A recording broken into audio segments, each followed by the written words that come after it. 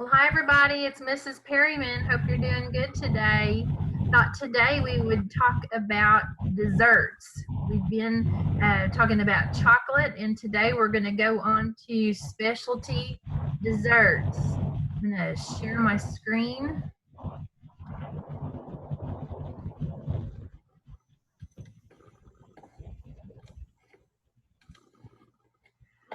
Doesn't that look good? Yeah, it Oh does. man, so pretty. Well, frozen desserts are one of my favorites. How do you guys feel about ice cream? Oh, I think that. Have you ever wondered what the difference is between ice cream and custard? Have you ever heard of like a frozen custard place as opposed to an Yeah, ice cream place? yeah. What do you know? Have you thought about what the difference is, Emily? No, honestly.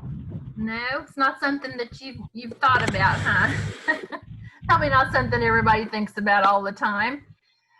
Well, I'm glad you asked because ice cream is, as you know, made from milk, and it also has eggs and sugar. And custard is made the same way.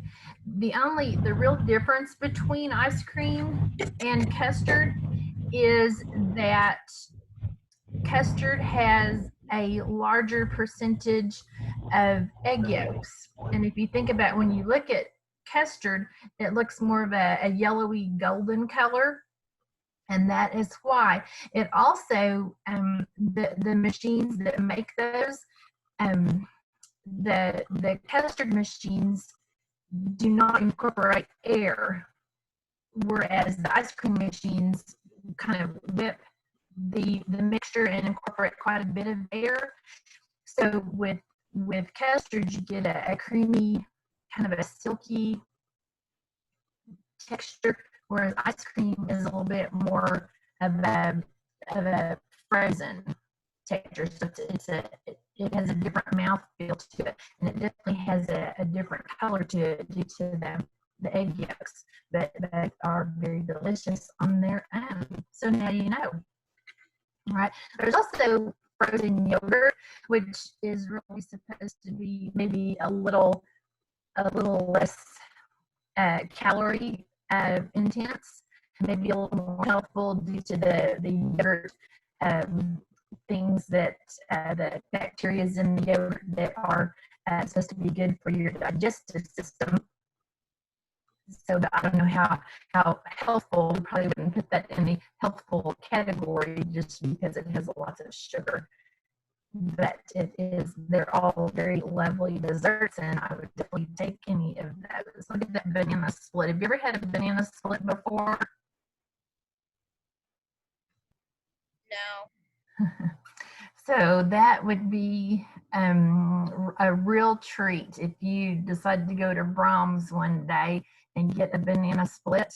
I think that is a pretty fantastic dessert. My favorite part is the strawberry with the strawberry topping with just a little bit of banana.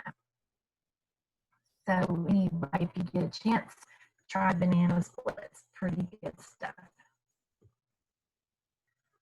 So here is sherbet and sorbet, and those are more of a fruit flavored concoction. Sorbet is mostly just the just a frozen fruit with sugar added, no dairy, and sherbet is usually fruit and milk. And so people that have a dairy allergy often will go for a sorbet as opposed to a sherbet, so they can still enjoy some frozen deliciousness and not have the problem that they have with dairy.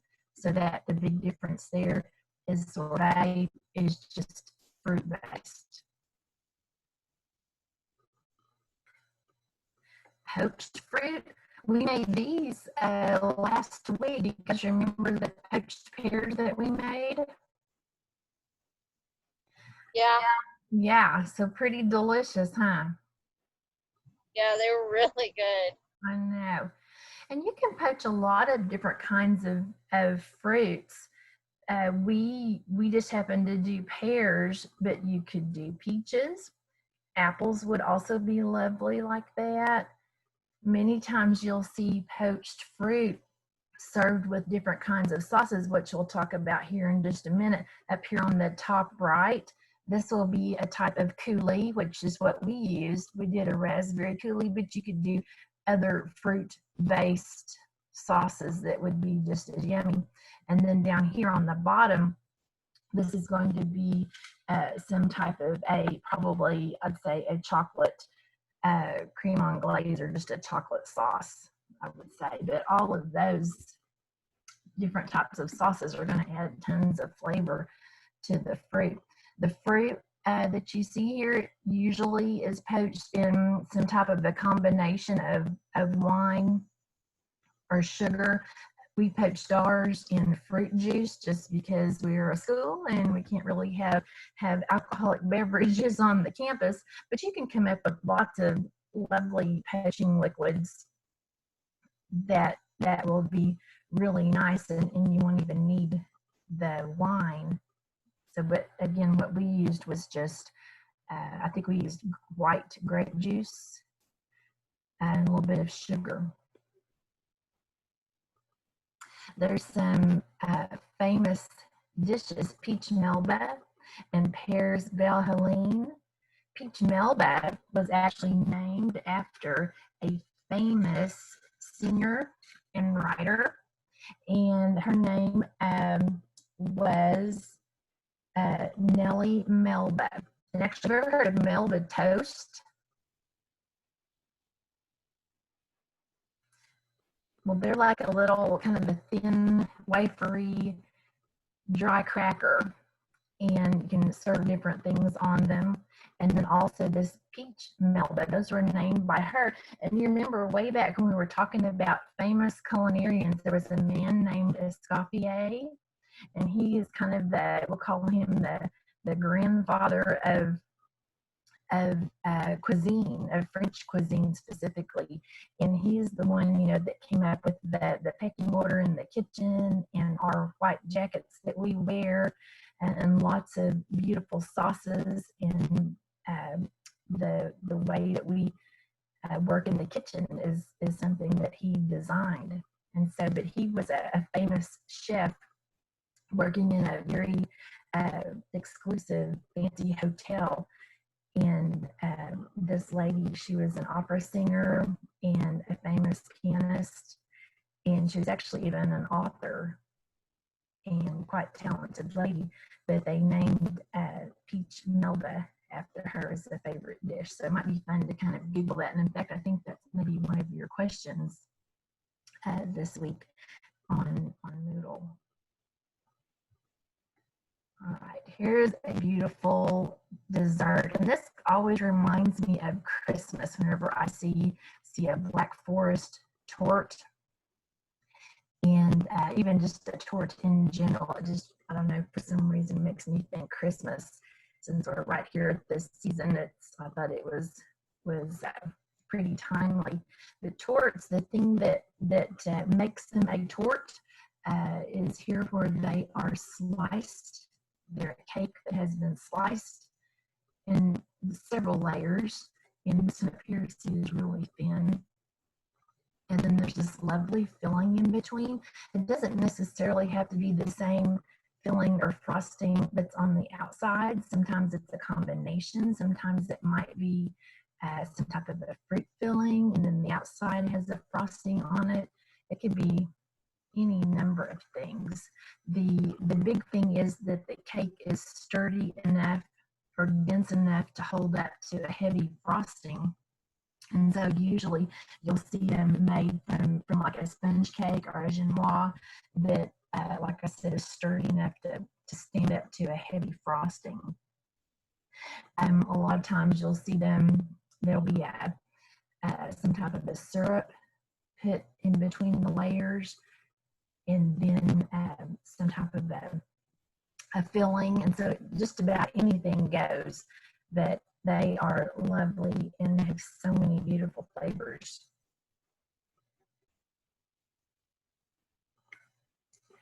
Okay, here is cream anglaise. All right, and cream anglaise is just this fantastic sauce. It is made with half and half, and vanilla and egg yolks.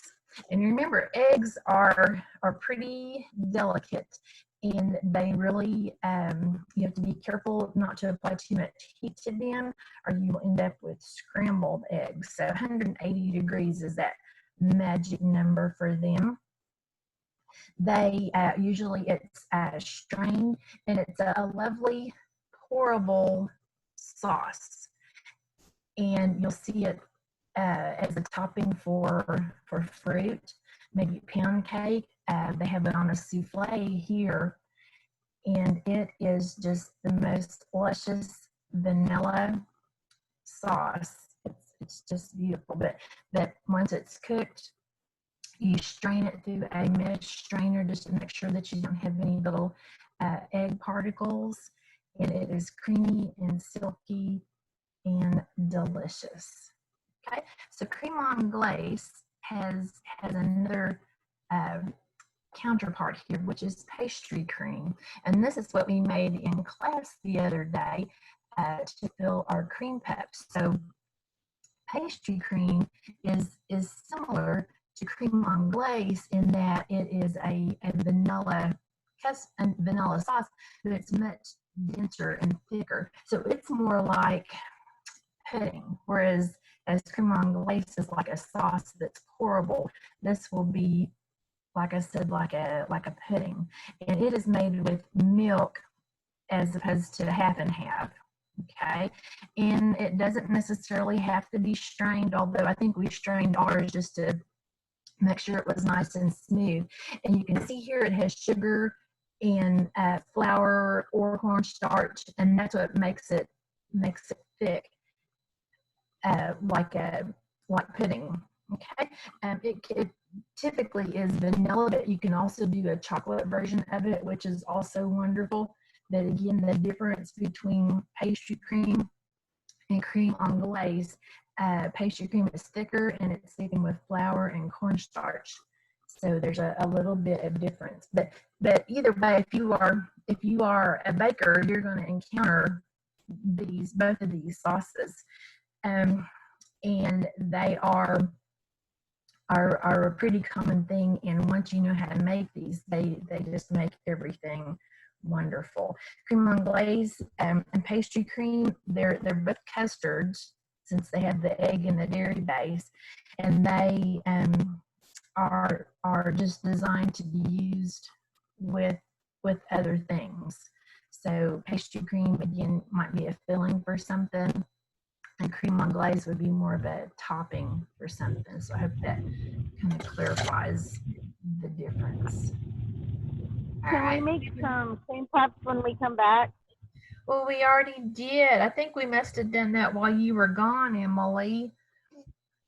So, but they are fantastic. But I'll give you the recipe because they're really easy to make, okay?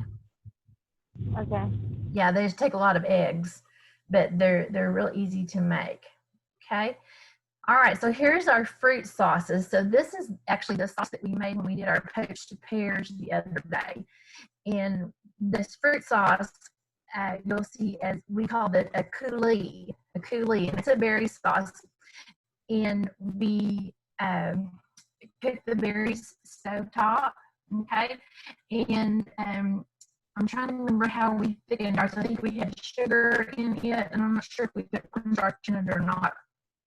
But you can, and you'll cook it just a little bit so that it is got a little bit of gel to it, and it is beautiful on just about anything, on a spoon even. But you can put ice cream on. This down here on the bottom has on pancakes, which would be like a beautiful homemade pancake syrup. Oh my goodness! On some type of a custard over here. And it'll keep quite a while in the refrigerator due to the sugar in it. So it's something that that you could make ahead. So if you were planning on a nice dinner, it might be something that you could make ahead so you weren't so rushed for time. And then there's also fruit syrup down here. And it's more of a juice and allowed to thicken a little bit, but you can use it a lot the same way. That's pretty stuff. And you can use, I guess I should have mentioned, you can use fresh or frozen berries. We ended up using frozen berries because sometimes of year it is difficult to get fresh berries, or fresh berries may be more expensive. And so just because you're boiling them, it really doesn't matter as far as the appearance of them. And so it might be cheaper to just buy the frozen. And you can make it out of blueberry or raspberry or just about anything. Because I think we use like a fruit medley because I couldn't find just frozen raspberries. But anything goes because it has a nice little kind of a tart, sweet taste to it, and has a really nice bit of flavor to whatever you put it on. All right, Sabayon and Zebedone. Okay, these are both beautiful types of sauces, and they do not hold, and so you've got to make them pretty much to order, and they're like a egg yolk kind of a, you whip them. And so remember whenever we were trying to remember what we were making the other day, and we had to whip the yolks until they were runny, and that's kind of what we're doing here. And then it's going to be kind of light foamy sauce, but it's just beautiful poured over like pound cake and fresh fruit. But it loses, as you know, with things that you try to incorporate air with, longer it sits, the sooner it will deflate. So you want to make this as close to service time as possible. Okay, and here's a Bavarian cream. Isn't that pretty? Look at that pastel right there. And very basic ingredients, that vanilla sauce or cream anglaise that we were talking about earlier, and gelatin, which makes it set, and whipped cream. And so all of that is folded together and set up, and you can take it out of the mold and get this beautiful formed vanilla creamy whipped cream dessert. Doesn't that sound delicious? Yeah. Looks like I got a typo there. Winkle fold in the whipped cream. Okay. All right, and here's something fun to think about. You know, we as culinarians, you know, we understand that people eat with their eyes first, and so having a beautiful plate is just another way that we can entice people with our food. So we want our food to taste good, but also visually it needs to look pretty, right? Because that's really the first we'll say taste that people get of our food is visually whenever they look at it. If you look at these plates, there's quite a bit of white space on the plate. See that whole rim? There's not much on that. And this is a really like a dinner size plate, and we have this small dessert on it. We made some visual interest here, but there's plenty of room on that plate for that design, the dessert design to really stand out. This one over here has some pretty chocolate work and some little sauce on here. And look down here, this is kind of looks like almost like a splatter, but it's very eye appealing the way it has a focal point and has some definitely some colors and visual interest. So you'll notice on these there's also some height, so things are not just flat on the plate, and there's a play on the colors. There's some dark and some light, and there's some different textures too, which makes for interest visually and also interest as far as mouth to play around with plating. And if you know that you have a dinner for several people and you want to impress, it might be fun to make something up ahead of time, kind of play around with it, so you know how you want to plate it. But it sure can add a lot to even just a plain piece of cake or pie. You can sure make that really look like something with just a little bit of work. So pretty.